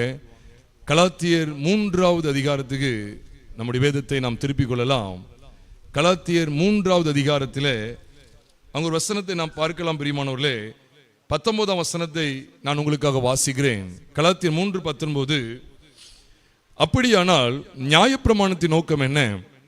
வாக்குத்தத்தத்தை பெற்ற சந்ததி வருமளவும் அது அக்கிரமங்களின் நிமித்தமாக கூட்டப்பட்டு தேவதூதரை கொண்டு மத்தியஸ்தன் கையிலே கட்டளையிடப்பட்டது. மத்தியஸ்தன் ஒருவனுக்குரியவன் அல்ல, தேவனும் ஒருவர். சரி, இங்க சொல்லப்பட்டிருக்கிற மத்தியஸ்தன் யாருன்னு சொல்லுங்களேன் பார்ப்போம். 19ல நியாயப்பிரமாணத்தின் நோக்கம் என்ன சொல்லிட்டு வாக்குத்தத்தத்தை பெற்ற சந்ததி வருமளவுனா யாரு? நம்ம வர்றது அளவுக்கும் கிறிஸ்துவின் சந்ததி வருமளவும் பாருங்க, அது அக்கிரமங்களின் நிமித்தமாக கூட்டப்பட்டு தேவதூதரை கொண்டு மத்தியஸ்தன் கையிலே கட்டளையிடப்பட்டதாம். நியாயப்பிரமாணத்தின் நோக்கத்தை பத்தி பேசிட்டு இருக்கிறார். நியாயப்பிரமாணத்தின் நோக்கம் என்ன அப்படின்னு சொல்லி கேள்வி எழுப்பி அதுக்கான பதில சொல்றார். இப்ப இங்க சொல்லப்பட்டிருக்கிற மத்தியஸ்தன் யார்? உங்ககிட்ட விட்டுருது, கரெக்டா சொல்லுங்க. மோசே. ஆனா இயேசு கிறிஸ்துவுக்கு இவர் முன்னிழல். இந்த இடத்துல மத்தியஸ்தன் சொல்றது வந்து இயேசு கிறிஸ்துவ குறுகி, ஆனா எழுத்தின்படி பாத்தீங்கன்னா இது மோசே தான். எழுத்தின்படி பார்த்தா இது யாரு? மோசே. மோசே அக்காலத்துல எப்படி செயல்பட்டார்னு சொன்னா மத்தியஸ்தனா செயல்பட்டார். ஏன்னா ஜனங்களை அழிப்புன்னு சொல்லும் போது இவர் என்ன செய்வார் தெரியுமா? தேவனுக்கும் ஜனங்களுக்கும் நடுவில் பரிந்து பேசக்கூடிய மத்தியஸ்தனா வெளிப்பட்டு இருப்பார். அழிச்சிடாதீங்கப்பா, இந்த ஜனங்களை அழிச்சிடாதீங்க, என் பேரனாலும் ஜீவபுஸ்தகத்துல இருந்து கிறுக்கி போட்டுருங்க, ஆனா ஜனங்கள் என்ன செஞ்சிடாதீங்க, அழிச்சிடாதீங்கன்னு சொல்லி மத்தியஸ்தனா மீடியேட்டரா அவர் தேவனுக்கும் மனுஷனுக்கும் நடுவில் இருந்து பரிந்து பேசி ஜனங்களை அழிவுக்கு தப்புவிக்க பண்ணுகிற இடத்திலே மோசே அக்காலத்திலே காணப்பட்டிருந்தார். அப்போ புதிய ஏற்பாட்டில் புது உடன்படிக்கையில யார் மத்தியஸ்தர்? பழைய உடன்படிக்கையில மோசேயாக இருக்கலாம், ஆரோனாக இருக்கலாம். ஆனா புதிய உடன்படிக்கையில மத்தியஸ்தர் யார்? இயேசு கிறிஸ்து. அதைத்தான் 1 தீமோத்தேயு 2வது அதிகாரம் 4ஆம் வசனத்தில், மன்னிக்கவும், 1 தீமோத்தேயு 2வது அதிகாரம் 5ஆம் வசனத்தில் வாசிக்கிறோம். தேவன் ஒருவரே, தேவனுக்கும் மனுஷருக்கும் மத்தியஸ்தரும் ஒருவர். அந்த ஒருவர் யாரா? அடுத்த வசனத்தில் சொல்றார், எல்லாரையும் மீட்கும் பொருளாக தம்மை ஒப்பு கொடுத்த மனுஷனாகிய கிறிஸ்து இயேசு அவரே இதற்குரிய சாட்சி ஏற்ற காலங்களில் விளங்கி வருகிறது. பிரியமானவர்களே, மத்தியஸ்தன் மோசே எதுக்காக அந்த 40 நாள்ல போயிட்டு வந்தார் தெரியுமா? சொல்லுங்களேன் பார்ப்போம். ஜனங்களுடைய பாவங்களுக்காக இவர் பரிந்து பேசுற இடத்துல மத்தியஸ்தனா 40 நாளும் கதறார். தேவ சமூகத்தில் போய் உட்கார்ந்துருக்கிறார். இது மத்தியஸ்தனுடைய பொறுப்பா இல்லையா? பொதுவாக யாரை மத்தியஸ்தன் சொல்ல, நம்மளை கூட மத்தியஸ்தன் சொல்லலாம். யாரை மத்தியஸ்தன் சொல்லுவாங்க? நடுவர்னு சொல்லுவாங்க. சுத்த தமிழ்ல சொன்னா நடுவர், பழைய தமிழ்ல சொன்னா மத்தியஸ்தர், மீடியேட்டர். அதாவது வார்த்தை இப்படி சொல்லணும் வருமா நினைக்க கூடாது. தரகரை கூட மீடியேட்டர்னு சொல்லுவாங்க. தரகர்னு சொல்லுவாங்கல்ல, அதாவது மாப்பிள்ளை வீட்டுக்கும் பொண்ணு வீட்டுக்கு இடையில நின்று பேசுவாங்கல்ல, இடை தரகர்னு சொல்லுவாங்க. இடையில நின்று தகராறு பண்ற ஆட்கள் கிடையாது. இப்ப தகராறு தரகரா தகரரா அப்படிங்கிற இந்த மாதிரி இப்ப ஆயிடுச்சு. போகட்டும். எதுக்குன்னா மாப்பிள்ளை வீட்டுக்கும் பொண்ணு வீட்டுக்கும் நடு நின்று பேசுறவர், நடுநிலை நின்று பேசுறவர். அப்ப அன்னைக்கு மத்தியஸ்தனா மோசே வெளிப்பட்டதுக்கு எங்க போய் நிக்கிறாருன்னு கேட்டா 40 நாளும் மத்தியஸ்தனுடைய வேலை தான் செய்யறாரு. ஐயா, ஜனங்களுடைய பாவங்களை விட்டுருங்க, பாவங்களை மன்னிச்சிருங்க, பாவங்களுக்காக பரிந்து பேசுகிறார். இன்னைக்கு உங்களுக்காக எனக்காக பரிந்து பேசக்கூடிய இடத்துல கிறிஸ்து இருக்கிறார் பாருங்க. அப்ப அந்த 40 கிறிஸ்துவ தான் அடையாளப்படுத்துது. ஏன்னா 1 யோவான் 2வது அதிகாரம் 1ஆம் வசனத்தில் சொல்றாரு, பிள்ளைகளே, நீங்கள் பாவம் செய்யாதபடிக்கு இவைகளை உங்களுக்கு எழுதுகிறேன். ஒருவன் பாவம் செய்வானானால் நீதிபரராய் இருக்கிற இயேசு கிறிஸ்து நமக்காக பிதாவிடத்தில் என்ன செய்கிறவரா இருக்கிறாரா? He is an advocate. He acts as an advocate. He acts as a mediator between God and us. நமக்கும் தேவனுக்கும் இடையே நடுவா ஒரு மத்தியஸ்தரை போல அவர் என்ன செய்கிறார்? செயல்படுகிறார். அன்னைக்கு ஜனங்கள் பாவம் செஞ்சா மோசே அவங்களுக்காக பரிந்து பேசக்கூடிய இடத்துல இருக்கிறாரு. 40 நாளும் பரிந்து பேசிட்டு இருக்காரு. அப்படித்தானே போட்டிருக்கு. அவங்களை அழிக்காத படிக்கு ஒரு நாள் ஜெபம் பண்ணிக்க வேண்டியதானே? இல்ல, 40 நாள் இதுக்காக தான் போய் நிற்கிறார். பிரியமானவர்களே, அங்க யாருடைய சாயல் வெளிப்படுத்தப்படுதுன்னு பார்த்திருக்கீங்களா? இன்னைக்கு நமக்கு மோசையா வர போறாரு. நீங்க நிறைய பேர் அப்படிதான் ஓடுறாங்க. அங்க போனா ஊழியக்காரங்க எனக்காக ஜெபம் பண்ணுவாங்க, இங்க போனா எனக்கும் தேவனுக்கு இடையில அவங்க பரிந்து பேசிடுவாங்க. புனிதர்களிடத்திலையும் போறாங்க, மரித்து போன புனிதர்களையும் தேடி போறாங்க. பைபிள்ல தெளிவா இருக்கு, இணைப்பாளர் ஒருவரே. அது ஆர்சி வேதாமத்தில் பார்த்தாலும் சரிதான், கடவுளுக்கும் மனிதருக்கும் நடுவாக இணைப்பாளர் ஒருவரே அப்படின்னு தான் பைபிள்ல இருக்கு. பிரியமானவர்களே, அந்த மத்தியஸ்தர் அன்னைக்கு மோசே இந்த 40 நாள்ல தேவ சமூகத்தில் இருந்த அருமையான அனுபவமானது கிறிஸ்துவை காண்பித்து கொடுக்கிறது. கிறிஸ்துவுக்கு முன்னிழல். பிரியமானவர்களே, சத்தியத்தை அறியாம இருக்கக்கூடாது, இது புரியாம இருக்கு அப்படின்னு நினைக்க கூடாது. இது புரிஞ்சது ஏதாவது பகுதி எடுக்கலாமே அப்படின்னு நினைச்சீங்கன்னா, ஆண்டவர் ஆண்டவர் நமக்கு கொடுத்த சிலபஸ் 66 புஸ்தகங்களும் நமக்கு சிலபஸ் தான். யாருக்காவது கம்மியா கொடுத்துருக்காரா? உங்ககிட்ட சங்கீத நீதிமொழியில மட்டும் தான் கேட்பேன், இவங்க கிட்ட கலாத்தியர் எபேசியர் மட்டும் தான் கேட்பேன் அப்படிதான் சொல்லியிருக்காரா? எல்லாருக்குமே சிலபஸ் எதுதான்? இந்த 66 புஸ்தகங்களும் தான். வசனத்தை நாம் சரியாக அறிந்து கர்த்தருக்குள் நிலைத்திருக்க அழைக்கப்பட்டிருக்கிறோம் பிரியமானவர்களே. அப்ப மோசே அந்த 40 நாள் அளவும் ஜனங்களுடைய பாவங்களுக்காக தேவனிடத்துல பரிந்து பேசி அவர்களை தேவன் அழிக்க கூடாது, அழிப்பேன்னு சொல்லிட்டாரு. பாவம் செஞ்சுட்டாங்க, நான் அழிப்பேன்னு சொல்லிட்டாரு. இதை எப்படி மாற்றுவது? அப்ப பாவத்தின் சம்பளம் மரணம், இதை எப்படி மாற்றுவது? குமாரன் இந்த பூமியில வெளிப்பட்டா. அப்போ அக்காலத்து 40 குமாரனு குறித்து இவ்வளவு வெளிப்பாடு இருக்கா? இன்னும் வெளிப்பாட பாருங்க. ஆதியாகமத்தின் புஸ்தகம் 7வது அதிகாரம் 12வது வசனத்தை ஒருவர் வாசிக்க கேட்கலாம். ஆதியாகமம் 7:12. 40 நாள் இரவும் பகலும் பூமியின் மேல் பெருமழை பெய்தது. நமக்கு தெரியும் 40 நாள் மழை பெய்தது. சின்ன பிள்ளைகிட்ட கிட்ட சொல்லுவாங்க, நோவா நாட்கள்ல, நோவா தாத்தாவுடைய நாட்கள்ல 40 நாள் மழை பெஞ்சது. அதன் அடிப்படையில் என்ன நடந்தது? பெரும் வெள்ளம் வந்துட்டு. வசனத்தை நல்லா கவனிங்க. இந்த 40 நாள் மழை பெய்ததுன்னு சொல்லி பார்க்கவே, இந்த 40 எதை வெளிப்படுத்துன்னு சொன்னா, கிறிஸ்துவின் கல்வாரி மரணத்தை வெளிப்படுத்துகிறது. அப்படி வசனம் இருக்காங்க கேட்டா, வசனத்தை இப்போ உங்களுக்கு சொல்லதான் போறேன். வசன ஆதாரத்தோடு தான் உங்கள்கிட்ட பேச இருக்கிறேன். 40 நாள் மழை பெஞ்சது, இயேசு கிறிஸ்து சிலுவையில் அறையப்பட்டதா? அது எப்படி எடுக்க முடியும்? மலை எங்க இருக்கு? கொல்கத்தா மலை எங்க இருக்கு? அது மலை, இது மலையா அப்படின்னு சொல்லி நினைக்கிறீங்களா? அந்த மலை அப்படின்னு சொல்லப்பட்டதான் மலை, மலைச்சு போயிடக்கூடாது. ஏன்னா மலையை பத்தி பேசுறதுனால நீங்க என்ன சாதாரண மலையை பிடிச்சிக்கிட்டு கொல்கத்தா மலைக்கு வந்துருவீங்க போல, கல்வாரி மலைக்கு வந்துருவீங்க போல அப்படின்னு சொன்னா, பைபிள்ல இருக்கிறத சொல்றேன், வசன ஆதாரத்தோடய சொல்றேன். நம்ம எல்லாருக்குமே தெரியும், இந்த மலை எப்போ வந்தது தெரியுமா? பேல ஆயத்தமாக ஆக்கப்பட்ட சமயத்துல மழை பெய்ய ஆரம்பிச்சது. இதை விசாரமா நான் பேச இப்ப எனக்கு நேரம் காணாது, ரத்தின சுருக்கமா சொல்றேன் பாருங்க. மழை பெஞ்சிட்டுனே ஓங்கி அடிக்கனே, பரவாயில்ல, கர்த்தருக்கு ஸ்தோத்திரம்.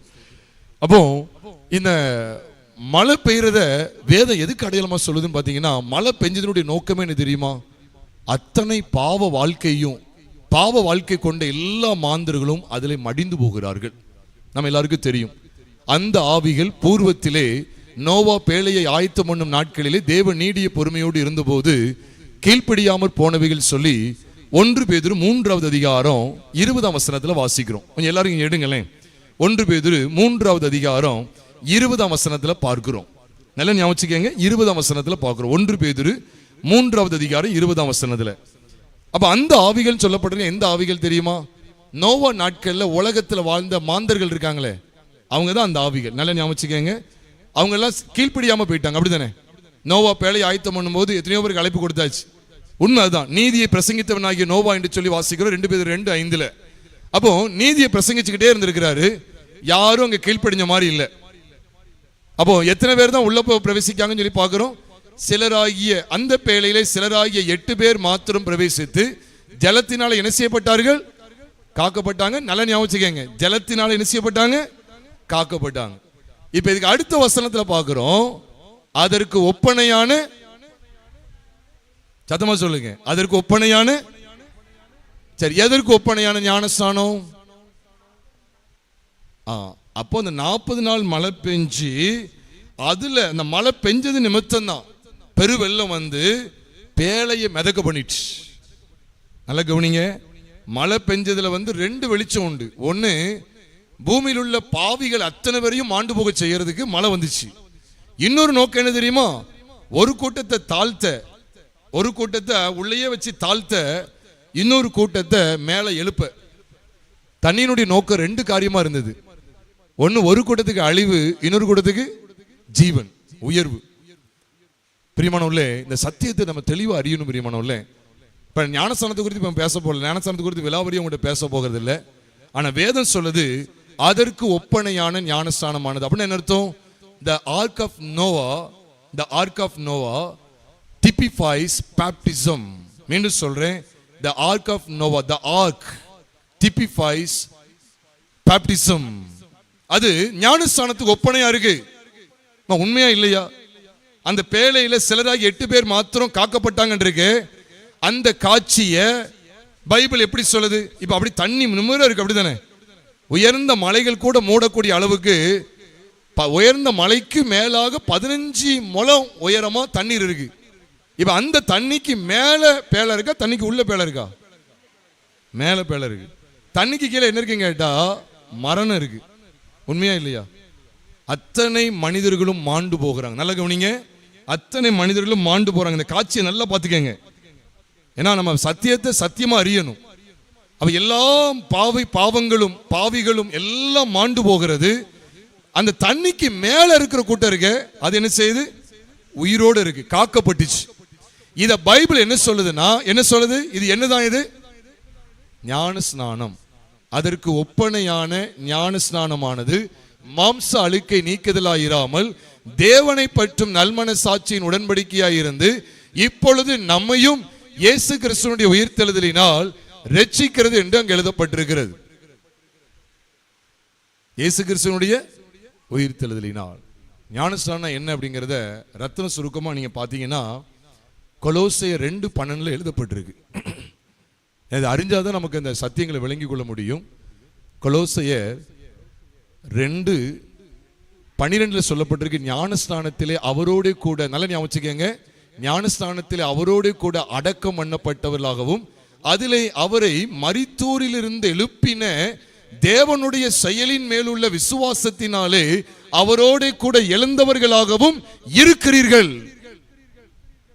இப்ப பாருங்க, ஞானஸ்நானத்திலே அப்படின்னு போட்டிருக்கு. இந்த baptism there are two things which must take place. There are two things that must take place. The one is burial. The one is being buried with Christ. The other being raised with Christ. கிறிஸ்துவோடு கூட எழும்புவது. நான் இருக்குதா இல்லையா? அவரோடு கூட அடக்கம் பண்ணப்பட்டோம், அவரோடு கூட எழுந்தவர்கள். ஞானஸ்தானத்தில் 2 ப்ராசஸ் தான். ஒன்னு அடக்கம், இன்னொன்னு உயிர்த்தெழுதல். ஒன்னு அடக்கம், இன்னொன்னு உயிர்த்தெழுதல். மிக துல்லியமா வசனத்தில் இருக்கு. இப்போ நோவாவுடைய நாட்களுக்கு வாங்க. இப்ப சொல்லுங்க, யார க்ளோஸ் பண்றாரு, அடக்கம் பண்றாரு, யார ஜீவனுக்கு உட்படுத்துறாரு? பாவம் செய்த எல்லாத்தையும். அப்ப ஆதாமின் சாயலை எல்லாத்தையுமே, அதான் நீங்க படிக்கணும் இதுல. ஆதாமின் சாயல் அத்தனையுமே தேவன் எதுக்கு உட்படுத்துகிறார்? சத்தமா சொல்லுங்க, மரணத்துக்கு ஒப்பு கொடுக்கிறார். நல்ல கவனிங்க, சும்மா மாந்தர்களை மனிதர்களை அழிக்க ஒப்பு கொடுத்தாருங்கிறது சாதாரணமா படிக்க கூடாது. ஆதாமின் சாயல் தான் கீழ்ப்படியாம சாயல். அங்க ஒரு அழுத்தம் இருக்கு. 1 பேதுரு 3வது அதிகாரம் 20ஆம் வசனத்துல ஒரு அழுத்தம் இருக்கு.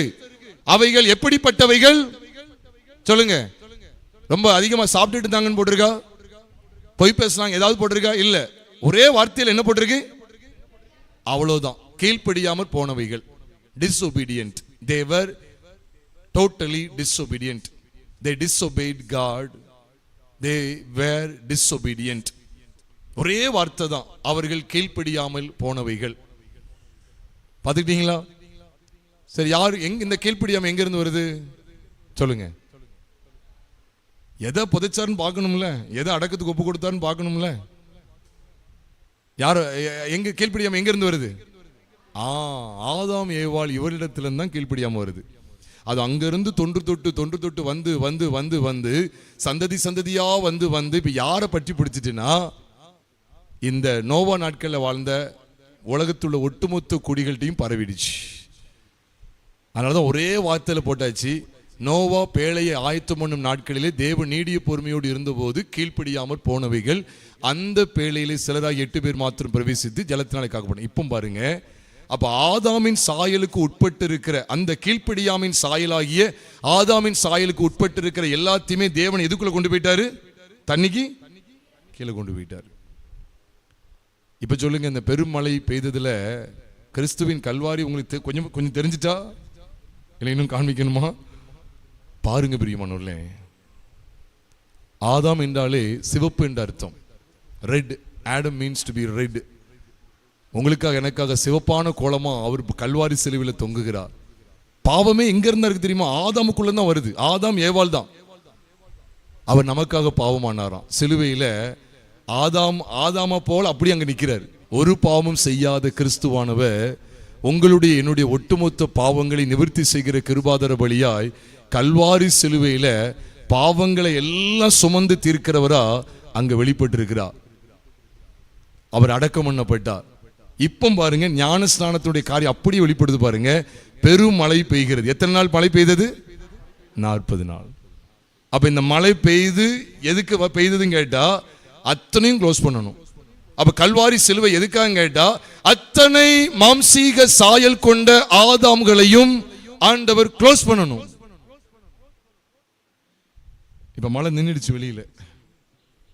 இப்ப இந்த விளக்கம் புரிஞ்சிடுச்சு அப்படின்னு சொல்லணும் நீங்க. அப்ப இந்த மழை பெய்யறத நான் கூட்டி குறைச்சி எடுத்து எக்ஸ்ட்ரா ஃபிட்டிங் எதுவுமே கிடையாது. இருக்கிறது அப்படி உங்களோடு பகிர்ந்து கொள்றேன். இதுக்கு மேல அறியாம இருந்தா கூட தயவுசெய்து சொல்றேன், இந்த சத்தியங்களை அறிந்து கர்த்தருக்குள்ளாக ஸ்திரப்படுவோம் பிரியமானவர்களே. நம்முடைய பழைய வாழ்க்கை என்கிற கீழ்ப்படியாமை கொண்ட சாயல் கிறிஸ்துவுடனே கூட அடக்கம் பண்ணப்பட்டு விட்டது. நமக்கு தெரியும். அந்த யோனாவுடைய வாழ்க்கையை பாருங்க. யோனாவை 3 நாள் மீன் வயிற்றுக்குள்ள கொண்டு போறார் பாத்தீங்களா? அது எதுக்கு அடையாளம் தெரியுமா? இயேசு கிறிஸ்து 3 நாள் மீனின் வயிற்றில் இருப்பார், மன்னிக்கவும் பூமியின் இருதயத்தில் இருப்பாருங்கிற, கல்லர்ல இருப்பாருங்கிற அடையாளத்தை வெளிப்படுத்துதுன்னு சொல்லி மத்தேயு 12வது அதிகாரம் 40ஆம் வசனத்துல பார்க்கிறோம். யோனா இரவும் பகலும் 3 நாள் ஒரு பெரிய மீனின் வயிற்றில் இருந்தது போல மனுஷகுமாரனும் இரவும் பகலும் 3 நாள் பூமியின் இருதயத்தில் இருப்பார் சொல்லி மத்தேயு 12:40 சொல்லுகிறது. எதுக்கு அந்த அடக்கம்? நல்ல கவனிங்க. யாருக்கு அடக்கம்? யோனா மேல என்ன சாயல் இருக்கு? கீழ்ப்படிதல் உள்ள சாயலா, கீழ்ப்படியாமை ஆகிய ஆதாமின் சாயலா? ஆதாமின் சாயல். தேவ வார்த்தைக்கு எதிர்த்து நிற்கக்கூடிய சாயல் ஆதாமின் சாயல், கீழ்ப்படியாமின் சாயல். இப்ப கீழ்ப்படியாமின் சாயலை தேவன் எதுக்குள்ள கொண்டு போறாரு? சத்தமா சொல்லுங்க. கீழ்ப்படியாமின் சாயலை எதுக்குள்ள கொண்டு போறாரு? யோனா பற்றிய விஷயத்துல சொல்லுங்க. மீன் வயிற்றுக்குள்ள கொண்டு போறார் 3 நாள். இப்ப நோவா வாழ்ந்த நாட்கள்ல கீழ்ப்படியாமின் சாயலாகிய ஆதாமின் சாயலை எதுக்குள்ள கொண்டு போறாரு? பாயிண்ட் பிடிச்சிட்டீங்க. இப்ப சொல்லுங்க, 40 நாள் மழை பெய்ததை பார்க்கும்போது இங்க தண்ணிக்குள்ள கொண்டு வந்தாரு. அங்க ஆதாமின் சாயலை எங்க கொண்டு வந்தார் தெரியுமா? கல்வாரிக்குள்ள கொண்டு வந்தார். ஆதாமின் சாயல் எங்கே உரிந்து போடப்பட்டது? கீழ்ப்படியாமின் சாயலாகிய அந்த மாம்சீக ஆதாம், பாவ மனுஷனாகிய ஆதாமின் சாயல் எங்கே உரிந்து ஓடப்பட்டது என்று சொன்னால் கல்வாரி சிலுவையிலே. அதனாலதான் சொன்னேன், இந்த 40 நாள் மழை பெய்தது கிறிஸ்துவின் கல்வாரிக்கு சிறந்த அடையாளம். எப்படியா சொல்றீங்க? ஆமா, பைபிள் அப்படி இருக்கு. மழை கல்வாரிக்கு அடையாளம்னா அந்த மழை பேழையை வெளியே எழுப்புது பாருங்க. கீழே பழைய வாழ்க்கை, பழைய உலகம், பழைய மனுஷனுடைய எல்லா விதமான பழக்க வழக்கங்கள் எல்லாம் மாண்டு போகிறது. மேலே ஜீவன் வெளிப்படுகிறது. மேலே ஜீவன் வெளிப்படுகிறது. அப்ப இது எதுக்கு அடையாளம் சொல்லி அழகா பைபிள்ல போட்டிருக்கு? எதுக்கு ஒப்பனையா இருக்குதா? ஞானஸ்தானத்துக்கு ஒப்பனை. அதற்கு ஒப்பனையான ஞானஸ்தானமானது அப்படின்னு என்ன அர்த்தம்? The ark of Noah is likened to baptism, or baptism is likened to the ark of Noah. இது இதை காண்பிக்க, அது இதை காண்பிக்க. ஆமாயா, காக்கப்பட்டாங்க, ஜலத்தினால் காக்கப்பட்டாங்க. அப்ப ஜலம் எதை வெளிப்படுத்துது? மழை பெஞ்சு 40 நாள் மழை பெஞ்சு மதகுகள் திறந்து பெருவெள்ளம் வருது. இது எதை வெளிப்படுத்தினா? கிறிஸ்துவின் கல்வாரியிலே அன்னைக்கு எப்படி அந்த மழை பெஞ்சு ஜனங்களை அந்த ஆதாமின் சாயல், கீழ்ப்படியாமங்கிற சாயலை எல்லாத்தையுமே அடிச்சு கொண்டு போயிட்டோ, அதே போல கிறிஸ்துவின் கல்வாரி உங்களையும் என்னையும் பாழாக்குகிற பழைய மனுஷனின் சாயலாகிய ஆதாமின் சாயலை, அந்த கீழ்ப்படியாமின் சாயலை அடித்து கொண்டு போய்விட்டது. அந்த வெளிப்பாட்டை பெறுவதுதான் இந்த 40 நாளின் அனுபவம். ஆனா இன்னைக்கு அடிச்சுட்டு போன மாதிரி இல்லை. 40 நாளுக்கு அப்புறம் பழைய குருடி, அது நீங்களே முடிச்சிருங்க. இன்னைக்கு 40 சொல்லி எத்தனை 40 தான் கடந்து போகும். ஆனால் இன்னைக்கும் பாவ வாழ்க்கை, கீழ்ப்படியாமையின் வாழ்க்கை என்பது அடித்து கொண்டு போகப்படவில்லையே. நோவா நாட்களிலே ஜலத்துக்குள்ளே மடிந்து போனவர்கள் திரும்ப வந்தாங்களா? வரல. அழிந்தது. அதுக்கப்புறம் பைபிள் எப்படி சொல்லுது தெரியுமா? சேம், காம், யாப்பேத் இவர்களுக்கு பிள்ளைகள் பிறக்கிறத குறித்து ஆதியாகமம் 10வது அதிகாரத்தில் வம்ச அட்டவணை அழகாக சொல்லப்பட்டு, இவங்க தான் ஜாதி ஜாதியாக கோத்திரமா பிரிஞ்சு போனதை பைபிள் காண்பித்து கொடுக்கிறது. அப்போ பிரியமானவர்களே, பழைய ஆட்கள் யாருமே கிடையாது. அதுதான் கிறிஸ்துவ வாழ்க்கை. கிறிஸ்துவின் கல்வாரியை கண்டடைந்து விட்டோம் என்றால், இந்த 40 நாட்கள் மழை பெய்த இந்த அனுபவத்திலே எதுக்காக மழையை ஆண்டவர் அனுப்பினார்? ஆதாமின் சாயலுக்கு உட்பட்டு ஜீவிக்கிறவர்கள் அத்தனை பேரும் ஆண்டு போக வேண்டும்.